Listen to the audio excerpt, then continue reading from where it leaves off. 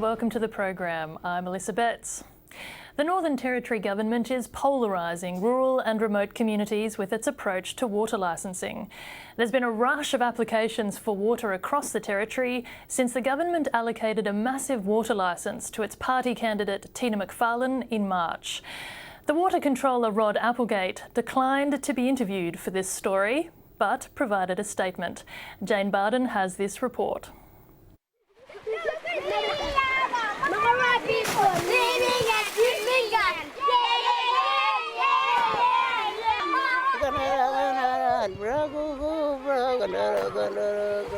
Animals need water, we need water, and to use water in a proper way, because the water has its own spirit, its own cultural awareness. At the Jilkminkan Aboriginal community outside the top-end town of Mataranka, springs from the Tyndall Aquifer feed rivers and creeks.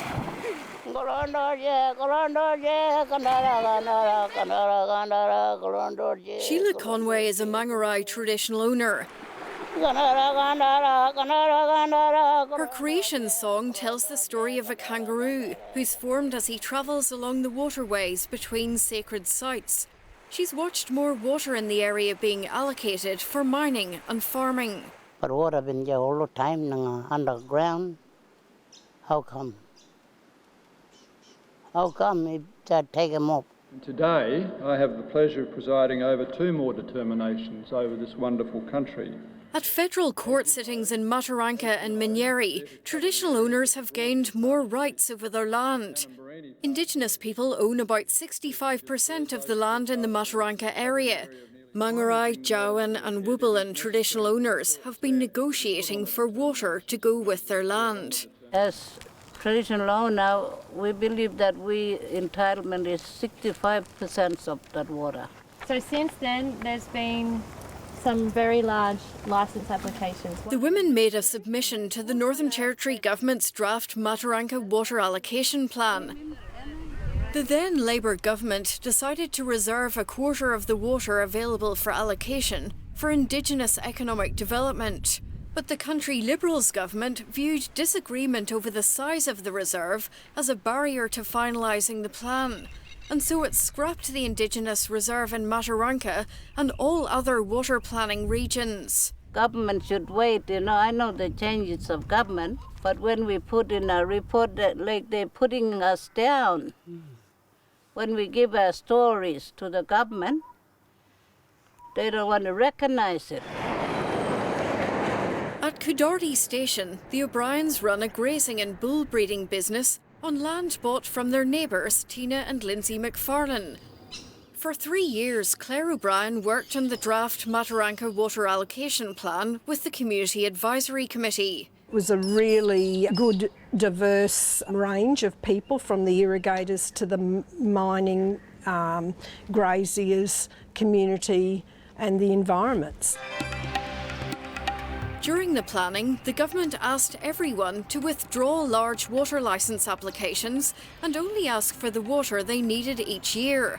But in March, the government granted the MacFarlanes a 10-year water licence for 5,800 megalitres, a quarter of the water then judged available for use in the region.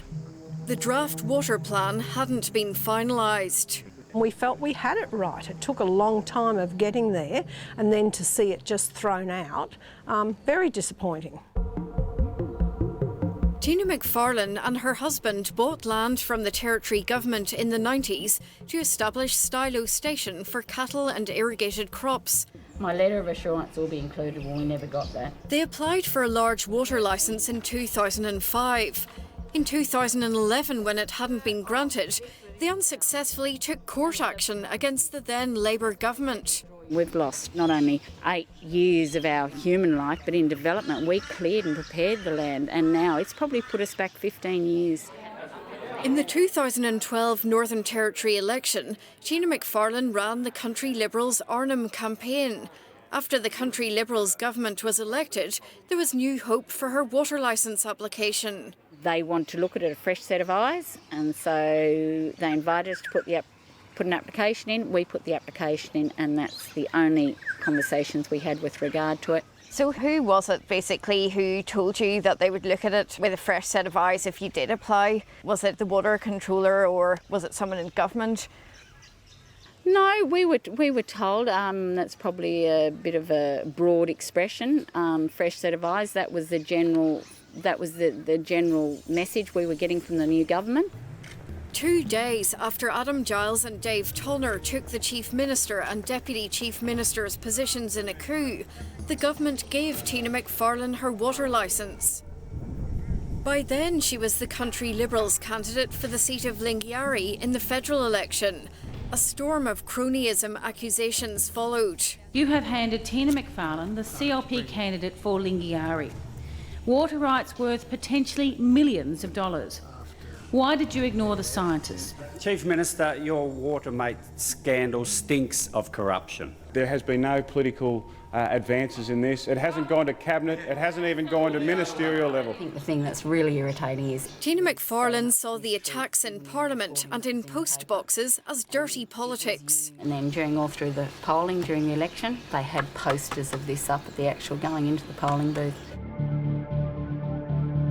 Ministerial briefing documents obtained by the ABC under Freedom of Information laws showed neighbours who were already growing crops, unlike the McFarlanes, objected to the allocation of a large licence outside the water plan. Neighbours here had a licence that was fulfilling their needs and requirements, so that because they'd been granted annual licences, they actually had licences themselves anyway. So I didn't see there was an issue. Government documents showed the water controller met his minister a day before the decision was officially made for a discussion about the conditions to be put on the McFarlane's licence. Both said it was normal for them to meet on a regular basis to keep updated. I have had absolutely no influence over the decision by the water controller to issue a water licence to Stylo Station and the McFarlanes. I can categorically state that the Minister has not influenced in this matter whatsoever. While other applicants were waiting for the regional water plan to be finished, the controller's diary scheduled him to meet the McFarlanes in October. Shortly after that, the McFarlanes put in their application. They were scheduled to meet again on the day of the decision. The controller has also denied being influenced by the McFarlanes. Again, I reject any allegation that I've acted improperly. In February, before the McFarlane licence was granted, a government water planner reported it would reduce Elsey National Park spring flows. The Government Parks and Wildlife Commission also objected. What will happen, the main springs will be running out. You won't have the Mataranka pool, you won't have the biggest spring running. The water controller says that will not happen because he will only allocate 20% of the total available water for use. He's also brought in new conditions under which licence holders may lose up to a third of their water allocations in dry years. I'll make it very clear in considering new licences and in issuing licences that the grower understands the risks and the reliability factor in any new licence. The department also remodelled rainfall and river flows to conclude there's almost double the water available in Mataranka than estimated in the draft plan. It modelled the last 40 wetter years instead of the usual, on average, drier last 100 years. Catherine plan was declared 2009. Tina McFarlane proposed this change in a 2009 Senate inquiry, but she says she never discussed it with the controller. Rod Applegate says his decisions have been entirely guided by the best science available and no other factors. Whenever you met Rod Applegate before the decision in the weeks before, what was discussed then? I actually don't recall meeting Rod Applegate prior. Lindsay and I personally didn't. We simply submitted an application via email. I didn't even know Rod Applegate. There was records of meetings. It was Rod Applegate's diary entries to meet with you before the decision. I can't recall. I know unless we handed it, we could have handed him the original. I know I electronically submitted it. So you didn't discuss your ideas for the new rainfall period or anything like that? No, never had any of those discussions. The water controller attributed the decision to change the modelling to use 40 or even 30 years to the Bureau of Meteorology. But the Bureau didn't provide any such written advice on reducing the rainfall period.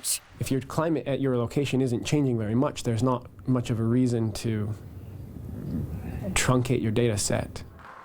The water controller also credited CSIRO science. The CSIRO's 2009 North Australian Sustainable Yields Report warned because of climate variability, there is a considerable risk in using recent past conditions to guide future water planning. But the agency thinks 30 years is a long enough period. When it comes to climate data, more data isn't necessarily better data, and it turns out that the last 30 years of rainfall data for Northern Australia are actually a pretty good guide to the last 100 years. But that was just The controller plans to base modelling for water planning across the territory on the 30 wetter years. Which, I mean, to me is, call fiddling the books or whatever. I mean, it's like a lot of science or a lot of research or surveys and things. You ask the right questions or use the right material, you can get it to tell you anything. The controller says his department's approach is entirely consistent with Bureau of Meteorology advice and appropriate in considering 10-year licences. I have every faith in my department and the advice they give me. I have every confidence in the modelling results that they use. I'm going to rise now to close this debate on the water statement. Firstly, the Land Resource Management Minister has rejected 2 objections to the MacFarlane licence without referring them to the Independent Water Review Panel. He's called on anyone who wants a water licence to apply now, before the Mataranka and other regional water plans are finalised. The Minister has encouraged his department to fast-track 75 water applications sitting on its books. We are encouraging people to apply for water because we want those people who are in the best position to drive the economy around agricultural growth to have access to that water. Applications that are made are always assessed on their merits. Not all of them will be granted. Government documents show the water controller is removing senior managers responsible for a backlog of applications for water licences. But the controller says the recent staff departures have nothing to do with water licensing issues. He makes his decisions around staffing based on very sound reasoning and uses excellent judgment in doing so. You know, that one there's, the 12,000 megalitres in one sort of hit. The Amateur Fishermen's Association has watched the government's invitation result in a flood of requests for large licences across the territory. It's become just an unmitigated disaster. It's the free-for-all where everyone's just scrambling over the top of themselves for a gold rush in getting their share of the water. Yeah, there's a lot of variability and uncertainty in your modelling. Anglers are calling on the government to return to modelling water using long-term rainfall records, including more dry periods like the 1960s. We will go back through that dry cycle. In those dry cycles, if you've allocated too much water out of those systems, everyone will suffer. The farmers will suffer because they won't get the allocations they believe they've got, and the environment will suffer because you'll have more years when there is very minimal flow in those rivers. In Mataranka, 2 neighbours have applied for double the water allocated to Tina MacFarlane. If all outstanding applications are granted, the full 20% of available water will be almost completely allocated. Then the government could allow water trading, under which those who need water will have to buy it from licence holders. So full allocation, yes, it worries me because, I mean, until it's being utilised, and at the end of the day it's our thermal pools and what Mataranka is that we stand to lose. Tina MacFarlane hasn't decided what she will grow on Stylo Station, and she says she is considering trading some water. It's opened her up to questions about whether she's been gifted money. What can you say to really allay those fears that you've been given almost a financial boon as opposed to something that you're going to use to develop your agriculture operation? We've actually probably put millions of dollars of time and work into the property, so we haven't been gifted anything. We have been, if anything, we were being misled by a Labor government because the intent was there that we were going to be able to commence production, and that option was taken away from us, and we've had to fight tooth and nail to get that option back. The Territory Government is telling Indigenous landowners to apply for a licence like everyone else and to give up on expecting special water reserves. The policy direction of this government is working. We intended for Indigenous groups to step forward, take control of their future and apply for water licences in the Northern Territory in the same way that other people, other non-Indigenous people are doing. Because their water reserve has been scrapped, Indigenous groups have been forced to join the water rush. The Northern Land Council has applied for 4 water licences in the Mataranka area on behalf of the Wubalan and MARJORIE clans and the Beswick and Barunga communities. The clans haven't decided what they want to grow. We've met already with NLC how we need to use that water. And the government not giving us a good chance to decide proper. The government's call for more water licence applications before the Mataranka water plan is finished has MARJORIE traditional owners worried about Nuka, where they live. The community on the Roper River is fed from the Tyndall Aquifer in Mataranka. Gotta have that water usage now, and it overflows to the Roper. You can't have no more overflows if everybody using that one water. Before the new rainfall modelling, a government water planner warned the MacFarlane licence could jeopardise Nuka's town water supply. The Government Power and Water Corporation also objected, worried salt could intrude up the tidal river. In August last year, Nuka's town water pumps were turned off because of salinity. That's a pretty scary proposition where you've got communities where 1,200 people reside having to sort of have their water switched off. And there's not proper planning, whole of catchment planning, backed up by good public policy to allow these communities to flourish. The government has promised to include Nuka's water needs in its final Mataranka water allocation plan. Nuka traditional owners want to start a horticulture farm just outside the community. And good soil, red soil, good farming soil. And I think it'll be good for Yugulmagi to, create some jobs too for our young people.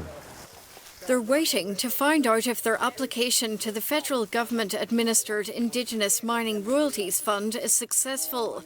They're worried by the time the money comes, so much water will have been allocated in Mataranka that Roper River flows downstream to Nuka won't be enough to support their farm. That lady getting MacFarlane late with that. She's getting more money. That shouldn't be, it should be limited to. Like everybody should have a fair share of this water. The Nuka senior men are also worried about the water needs of an ilmenite mine and 2 iron ore mines in the region. The CSIRO doesn't think the government is in danger of over-allocating water in Mataranka. The water planning around the Tyndall Aquifer has been on the conservative side.